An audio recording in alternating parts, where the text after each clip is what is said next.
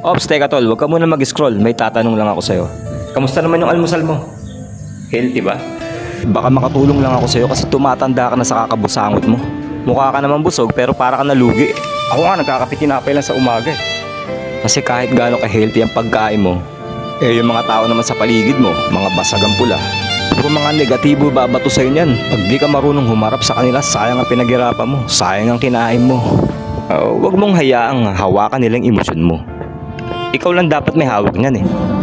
Karamihan ng tao sa paligid mo, kahit walang problema, pinoproblema eh. Tapos gusto nila pati ikaw problema rin eh.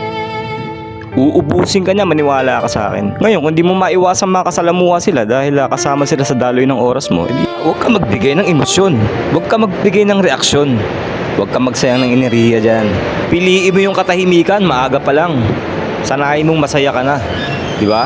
At para manatili kang bata, hayaan mo silang tumanda, hayaan mo silang makulong sa mundo nila. At least ikaw malaya ka na sa mga ganyan. Walang iya ka ba? Ito ang pinulong